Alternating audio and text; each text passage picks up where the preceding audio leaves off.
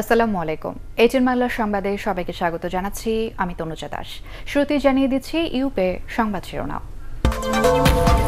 মাওয়া প্রান্তে বসানো হলো পদ্মা সেতুর 10ম স্প্যান, দৃশ্যমান হলো 1.5 কিলোমিটার।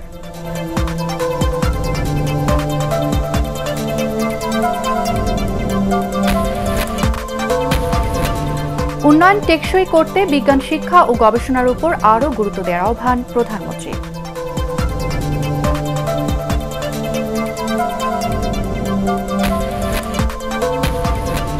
এবং ভারতের লোকসভা নির্বাচন কাল, প্রথম দফায় 91 আসনে ভোট।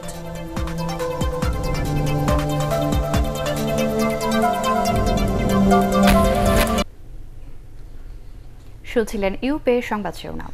এবারে বিস্তারিত। মুন্সিগঞ্জের মাওয়া প্রান্তে বসানো হলো পদ্মা সেতুর 10ম স্প্যান, দৃশ্যমান হলো 1,500 মিটার সেতু। দুপুরে সেতুর 13 ও 14 নম্বর পিলারের উপর 150 মিটার দৈর্ঘ্যের স্প্যানটি সফলভাবে বসানো হয়। এর আগে সকাল 8:30টার দিকে ক্রেনে করে আনা হয় স্প্যানটি। নবম স্প্যান বসানোর 19 দিনের মাথায় বসানো হলো 10ম স্প্যান। এর আগে 2017 সালের 30 সেপ্টেম্বর প্রথম স্প্যান বসানোর মধ্য দিয়ে দৃশ্যমান হয় পদ্মা সেতু। এরই মধ্যে মূল সেতুর 73% এবং সার্বিক কাজের 63% শেষ হয়েছে বলে জানিয়েছেন কর্মকর্তারা।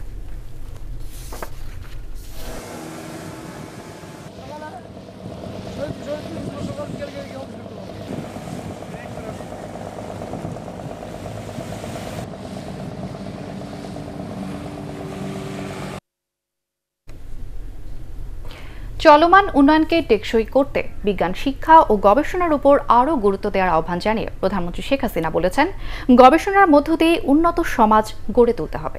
সকালে রাজধানীর বঙ্গবন্ধু আন্তর্জাতিক সম্মেলন কেন্দ্রে বঙ্গবন্ধু ফেলোশিপ, বিজ্ঞান ও প্রযুক্তি খাতে গবেষণা অনুদানের চেক প্রদান অনুষ্ঠানে একথা বলেন তিনি। বিএনপি জামায়াতের শাসনামলে গবেষণার পথ বন্ধ করে দেওয়া হয় বলেও অভিযোগ করেন শেখ হাসিনা। বিস্তারিত জানাচ্ছেন নিয়াজ জামান সজীব। জাতীয় পর্যায়ে দক্ষ ও বিশেষ যোগ্যতা সম্পন্ন বিজ্ঞানী, প্রযুক্তিবিদ এবং গবেষক তৈরির জন্য আওয়ামী লীগের প্রথম মেয়াদ 1997 সাল থেকে রাষ্ট্রীয়ভাবে প্রণোদনা দেওয়ার কর্মসূচি চালু হয়। তারই ধারাবাহিকতায় এবার 14 জনকে বঙ্গবন্ধু ফেলোশিপ, 30 জনকে জাতীয় বিজ্ঞান ও প্রযুক্তি ফেলোশিপ এবং 37 জনকে বিশেষ অনুদানের চেক তুলে দেওয়া হলো। অনুষ্ঠানে প্রধানমন্ত্রী শেখ হাসিনা বলেন, পরিবর্তিত প্রযুক্তির সাথে খাপ খাইয়ে বিজ্ঞান গবেষণা আরও এগিয়ে নিতে হবে। যে প্রতিনিয়ত আমাদের গবেষণা করতেই হবে। যুগ পরিবর্তন হচ্ছে, বিশ্ব এগিয়ে যাচ্ছে। এই যে বিশ্বে যে বিশ্বটাই হচ্ছে একটা পরিবর্তনশীল তথ্য প্রযুক্তির যুগ এখন। তো যুগের সাথে তাল মিলিয়ে আমাদেরকে চলতে হবে, যুগের সাথে তাল মিলিয়ে আমাদের সব কাজ করতে হবে। আমি সেটাই বিশ্বাস করি।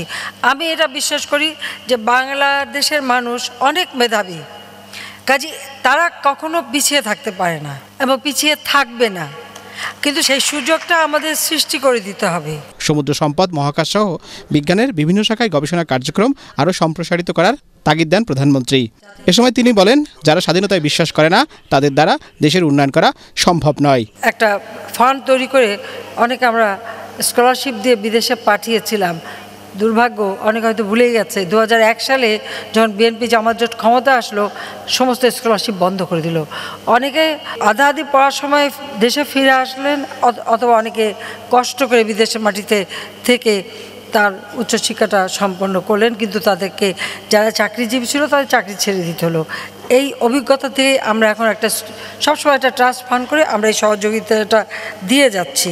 প্রযুক্তি ও সম্ভাবনা সব ক্ষেত্র কাজে লাগিয়ে সমাজকে এগিয়ে নেওয়ার কথাও জানান প্রধানমন্ত্রী। নিয়াজ জামান সজীব, এটিএন বাংলা, ঢাকা। কারাগারে বেগম খালেদা জিয়াকে মৃত্যুর মুখে ঠেলে দিয়ে মন্ত্রীদের প্যারোলে মুক্তির কথা দুরভিসন্ধিমূলক বলে মনে করছে বিএনপি। কেন্দ্রীয় কার্যালয়ের সংবাদ সম্মেলনে দলের সিনিয়র যুগ্ম মহাসচিব রুহুল কবির রিজভী এই মন্তব্য করে বলেন, খালেদা জিয়াকে নিঃশর্ত মুক্তি দিতে হবে। তার অভিযোগ, বেগম জিয়াকে সুচিকিৎসা না দিয়ে সাধারণ মানুষের দৃষ্টি ভিন্ন দিকে নিতেই সরকার প্যারোলের নাটক করছে। তিনি বলেন, খালেদা জিয়া ও তার পরিবারের ভাবমূর্তি নষ্ট করতে গৃহপরিচালিকা ফাতেমার বেতন বকেয়ার কল্পকাহিনী মিডিয়ায় প্রচার করা হচ্ছে। ফাতেমার পরিবারকে বেতন সহ যথাযথ সহায়তা দেওয়া হচ্ছে বলেও জানান রুহুল কবির রিজভী। সম্পূর্ণ সাজানো মিথ্যা মামলায় তাকে জোর করে বিনা চিকিৎসায় তিলে তিলে হত্যার জন্য জেলে বন্দী করে রাখা হয়েছে। দেশনেত্রী তো স্বাভাবিক আইনি প্রক্রিয়াতেই জামিনে মুক্তি পাবেন। তাহলে ক্ষমতাসীনদের এই প্যারোলের কথা বলাটা তো দুরভিসন্ধিমূলক।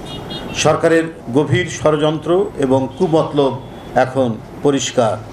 আমরা স্পষ্ট করে বলতে চাই, বাংলাদেশের মানুষের আপসহীন দেশনেত্রী বেগম খালেদা জিয়ার নিঃশর্ত মুক্তি চায় জনগণ।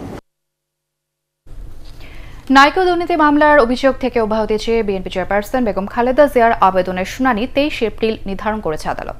পুরনো কেন্দ্রীয় কারাগারে স্থাপিত বিশেষ জজ আদালতের বিচারক শেখ হাফিজুর রহমান এই দিন ধার্য করেন। খালেদা জিয়া অসুস্থ ও হাসপাতালে চিকিৎসাধীন জানিয়ে তার আইনজীবীরা সময়ের আবেদন করলে আদালত তা মঞ্জুর করেন। কানাডিয়ান প্রতিষ্ঠান নাইকোর সাথে অস্বচ্ছ চুক্তির মাধ্যমে রাষ্ট্রের আর্থিক ক্ষতি ও দুর্নীতির অভিযোগে খালেদা জিয়া সহ 5 জনের বিরুদ্ধে 2007 সালে এই মামলাটি করেছিল দুর্নীতি দমন কমিশন।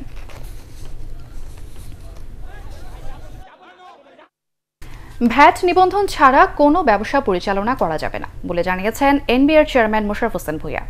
তিনি বলেন, নির্ধারিত হারে এসব প্রতিষ্ঠানের কাছ থেকে ভ্যাট আদায় করা হবে।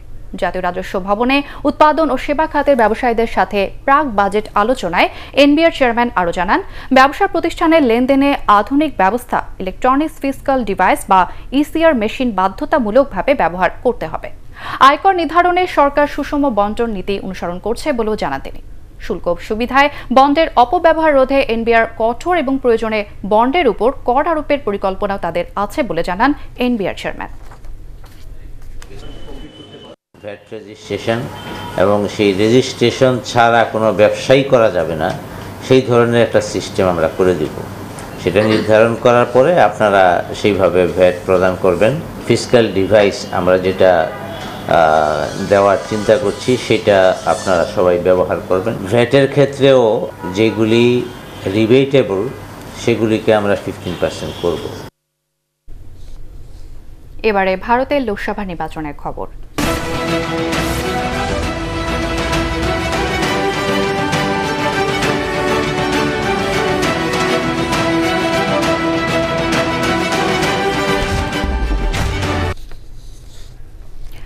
আগামীকাল শুরু হচ্ছে বিশ্বের বৃহত্তম গণতান্ত্রিক দেশ ভারতের জাতীয় লোকসভা নির্বাচন।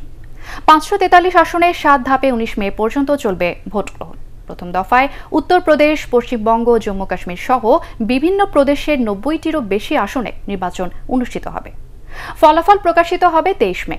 নির্বাচন ঘিরে তুমুল বাকযুদ্ধ ও অভিযোগ পাল্টা অভিযোগে জমে উঠেছে শেষ মুহূর্তের প্রচারণা। ঘুম নেই প্রার্থীদের। কংগ্রেস সভাপতি ও বিরোধী দলের নেতা রাহুল গান্ধী নিজ আসন আমেথিতে প্রচারণা চালাচ্ছেন। তাতে যোগ দিয়েছেন বোন প্রিয়াঙ্কা গান্ধী ও তার স্বামী রবার্ট ভদ্র। অন্যদিকে গুজরাটে প্রচারণা চালাচ্ছেন প্রধানমন্ত্রী নরেন্দ্র মোদী।